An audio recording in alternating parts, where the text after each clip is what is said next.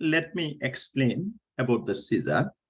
Seizure disorder, excessive or unorganized neuronal discharge in the brain that activate the associated motor and sensory organ.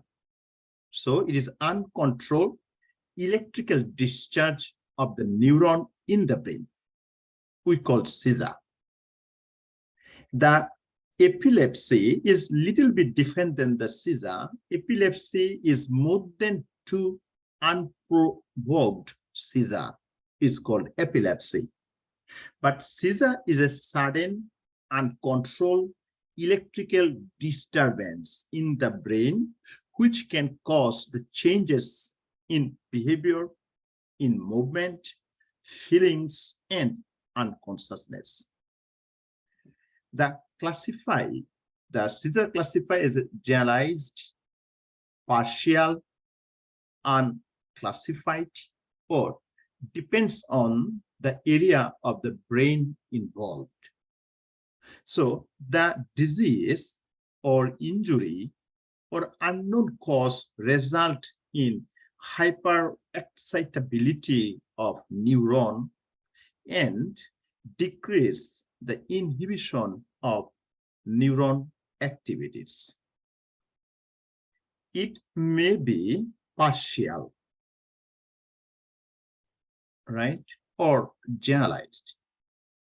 Partial means involved in small part of the brain, and generalized means involve the both hemisphere of the brain. So what are the underlying risk factors? Usually fever. So most common seizure disorder in the children is called febrile seizure, means fever, seizure because of fever, or cerebral edema, infection like meningitis, toxic exposure, head trauma, hypoxia, or electrolyte imbalance, brain tumor, or hypoglycemia. So the type of generalized seizure include again tonic-clonic seizure or absence seizure, myoclonic seizure, or atonic seizure. So in this picture, this one we can say tonic phase and clonic phase. So the tonic phase may be preceded by aura and three phases. One is called tonic episode, clonic episode, and postical phase.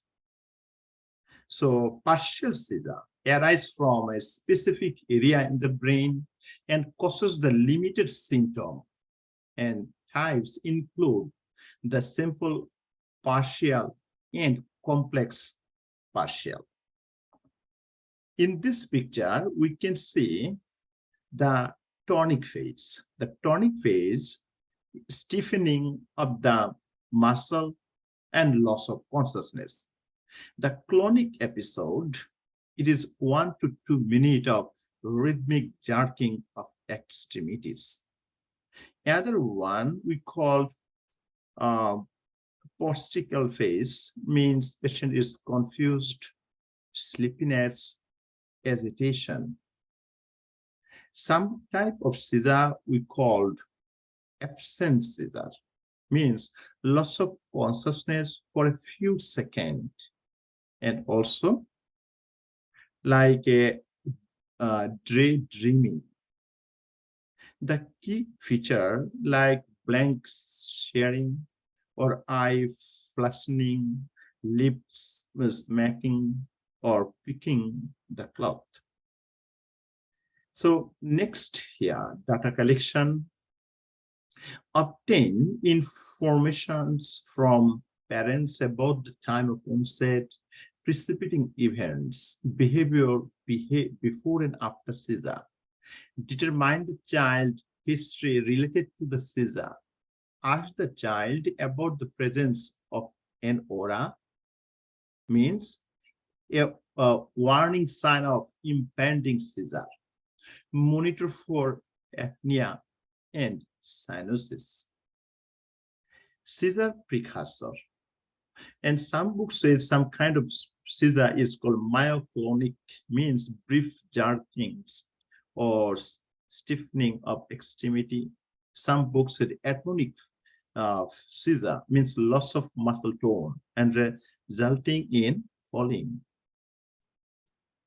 Okay, so if seizure is prolonged or prolonged seizure more than 5 minutes or failure to regain consciousness between the seizure, it is called status epilepticus, and it is medical emergencies. Now, what are the seizure precursor? Anticonvulsant medication. Never place anything including airway device or padded tongue blade into the mouth or child experiencing a seizure. So how we diagnose the seizure? We diagnose by EEG, means electroencephalogram, to identify origin of seizure. The most treatment is medication like anti-epileptic, like phenytoin, or some procedure like vagal nerve stimuli or craniotomy to remove the brain tissue that causes the seizure.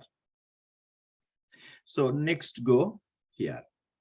The seizure precursor, like raise the side rail when child is sleeping, or pad the side rail and other hard object, place the waterproof mattress, and also instruct the child to wear or carry medical identification, instruct the child in precaution to take during potential hazard activity, instruct the child to swim with a company, means somebody with them. So nursing care plan, seizure precursor is most important. So always make sure the pad side rail, suction or oxygen equipment at bedside, monitor the seizure level of anti-epileptic state. And during the seizure, basically we have to lower the patient to bed or floor if standing or sitting. Also turn the patient to the side, losing the restrictive cloth or tight cloth, and do not put anything in the patient's mouth, and do not restrain the patient. Onset and during of the seizure, we have to keep note. Also alert caregiver to need for any special precursor. Now let me explain and read a little bit more about intervention for the seizure. So ensure the airway patency, have the suction equipment and oxygen available. Time of seizure episode, if the child is standing or sitting, right, the child down to the floor and place the child in a side lying position. The place of pillow or folded blanket under the child's head. If no blanket is available, place your own hand under the child's head or place the child's head in your own lap. Loosening restrictive clothing, remove the eyeglasses or clear the area of any hazard or hard object. Allow the seizure to proceed and end without interference. If moving occur, turn the child to one side as a unit. Do not restrain the child and place anything in the child's mouth or give any food or liquid to the child. Prepare to administer medication as prescribed and remain with the child until the child recovers fully. Observe for incontinence, which may have occurred during the seizure, or document the occurrence.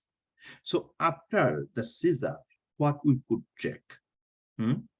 So post-seizure, we need to check the vital sign, neurological status, and also reorient the patient, determine possible trigger, and nothing by mouth until full awakeness.